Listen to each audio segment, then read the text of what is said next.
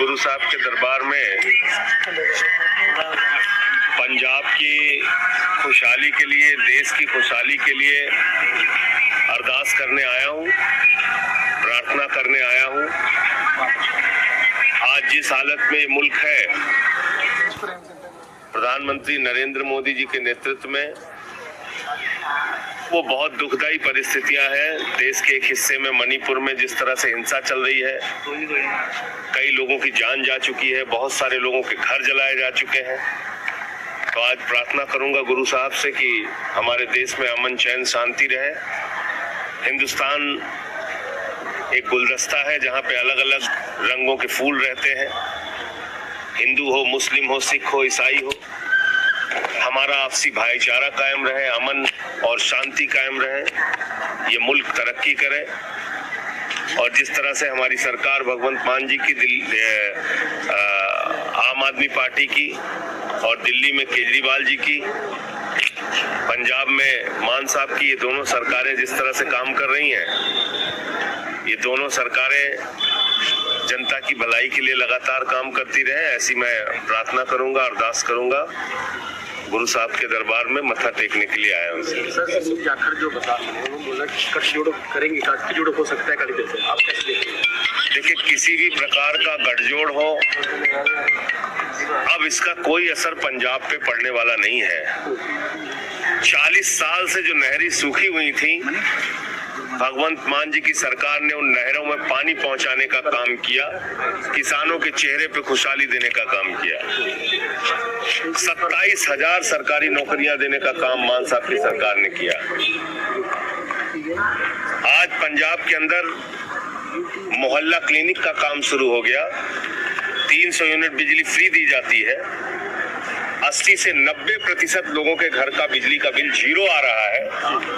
तो ये सारे अच्छे काम पंजाब की भगवंत मान जी की सरकार कर रही है। और इसी का कारण है कि अभी जालंधर के उपचुनाव में आपने देखा होगा कि जनता ने जो सीट कांग्रेस 50 सालों से नहीं हारी थी, वो सीट भी आम आदमी पार्टी को जिताने का काम किया, वहां भी झाड़ू चली।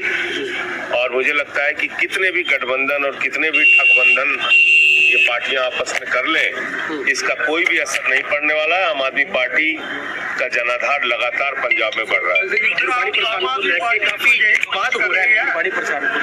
आप इस चीज को कैसे देखिए, उस पर मैं टिप्पणी करने वाला कोई नहीं हूँ। इस पे हमारी सरकार ने जो स्टैंड लिया है, उस पर वही बात करेंगे। आम आदमी पार्टी भी तो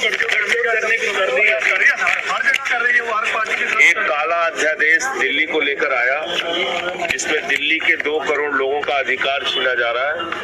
उसके लिए हमने सभी पार्टियों का समर्थन मांगा और पिछले दिनों सभी पार्टियों से मुलाकात की है। और उसमें, क्योंकि ये देश के फेडरल स्ट्रक्चर का मामला है, देश के लोकतंत्र का मामला है, और ऐसे मसलों पर जो पार्टियां संसद के अंदर हैं, उनसे तो बात करनी पड़ेगी।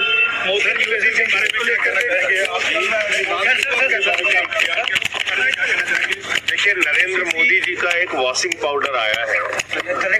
आप हत्या करिए, लूट करिए, डकैती करिए, भ्रष्टाचार करिए, सारे पाप आपके धुलने का काम मोदी वॉशिंग पाउडर करता है।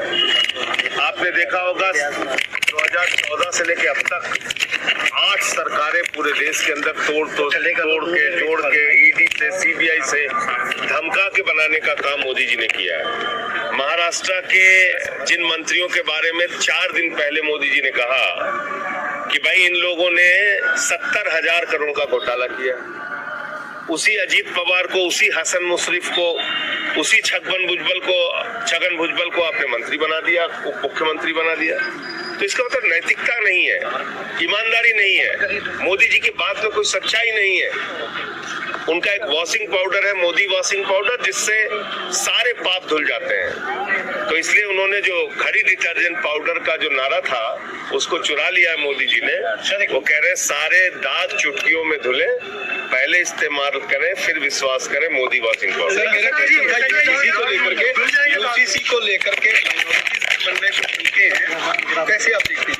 पंजाब के मुख्यमंत्री प्रधानमंत्री ने यूसीसी पे आम आदमी पार्टी की स्थिति बिल्कुल स्पष्ट की है और मैं फिर दोहरा देना चाहता हूँ, इस देश के अंदर विभिन्न धर्म संप्रदाय के लोग रहते हैं, उनसे बगैर बातचीत किए, उनकी बगैर सहमति के कोई कानून नहीं बनना चाहिए।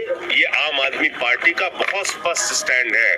और दूसरी बात, प्रधानमंत्री जी से मैं पूछना चाहता हूँ, कौन सा यूसीसी ला रहे हो आप? हिंदू अनडिवाइडेड फैमिली का एक्ट है जिसमें हिंदू परिवारों को इनकम टैक्स में राहत मिलती है। वो राहत सिख परिवारों को, मुस्लिम परिवारों को, ईसाई परिवारों को नहीं मिलती। तो अगर आप ऐसा यूसीसी ला रहे हो तो हिंदू परिवारों का भी नुकसान कर रहे हो। इस देश के अंदर सिख धर्म के लोगों के लिए आनंद मैरिज एक्ट है जिसमें अपने रीति रिवाज के मुताबिक, अपने धर्म के मुताबिक शादी विवाह का अधिकार सिख समुदाय के लोगों को है। आप कौन सा यूसीसी लाना चाहते हो? आनंद मैरिज एक्ट के साथ क्या करना चाहते हो? ये देश जानना चाहता है। इस देश में जैन मुनियों के लिए, जैन धर्म के लोगों के लिए उनको अल्पसंख्यक का दर्जा मिला है, बौद्धिस्टों को अल्पसंख्यक का दर्जा मिला है। और सबसे बड़ी बात, जो एक एक सिख, एक एक हिंदू, एक एक मुसलमान और ईसाई को उठानी चाहिए, इस देश के करोड़ों करोड़ आदिवासियों के अधिकार का क्या होगा? इस देश के करोड़ों आदिवासियों के जमीन के अधिकार का क्या होगा? 371 के तहत नॉर्थ ईस्ट के जिन 5 राज्यों को अधिकार मिला है, उनके अधिकारों का क्या होगा? तो यूसीसी आपको 9 साल तक याद नहीं आई? आपकी सरकार भांग खा के सो रही थी 9 साल तक। अभी अचानक जब 10 महीने सरकार के रह गए तो टमाटर पे जवाब न देना पड़े, लहसुन पे जवाब न देना पड़े, अदरक पे जवाब न देना पड़े, पेट्रोल डीजल पे जवाब न देना पड़े, गैस के सिलेंडर पे जवाब न देना पड़े, आपको यूसीसी याद आ रहा है? बेरोजगारी याद नहीं आ रही है? किसान को उसके फसल का दाम 2 गुना करना याद नहीं आ रहा है? तो इसलिए ये यूसीसी असली मुद्दों से ध्यान भटकाने का मुद्दा है। हमारी पार्टी का बहुत साफ स्टैंड है, सबसे बात करो, सभी समुदायों को साथ लाओ, तब यूसीसी की बात करो। आदिमानव की बात की भाषण बुलाते हुए एक वीडियो सामने आई आदिमानव को कैसे देखते हैं? हमें लगता है या देश में लगता है कि जो लॉ है, देखिए इस बात को आप लोगों को समझना चाहिए। मैं बार बार कह रहा हूँ, आदिवासियों से, दलितों से, पिछड़ों से, समाज के वंचित तबके से भारतीय जनता पार्टी नफरत करती है। ये बात एक नहीं 1000 बार मैं बोल चुका हूँ। इनके मन में घृणा है आदिवासियों और दलितों के प्रति। जो दृश्य, जो तस्वीर, जो वीडियो सामने आया मध्य प्रदेश से, एक आदिवासी युवक पे भारतीय जनता पार्टी का नेता पेशाब कर रहा है।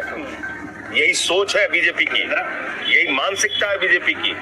इनको मैं भारतीय झगड़ा पार्टी कहता हूँ। हिंदू को मुसलमान से लड़ाओ, हिंदू को सिख से लड़ाओ, हिंदू को ईसाई से लड़ाओ, हिंदू को हिंदू से लड़ाओ, जाट को गैर जाट से लड़ाओ, मराठा को गैर मराठा से लड़ाओ, पहलवान को पुलिस के जवान से लड़ाओ, किसान को पुलिस के जवान से लड़ाओ, मणिपुर में 2 आदिवासी समुदायों को लड़ाओ।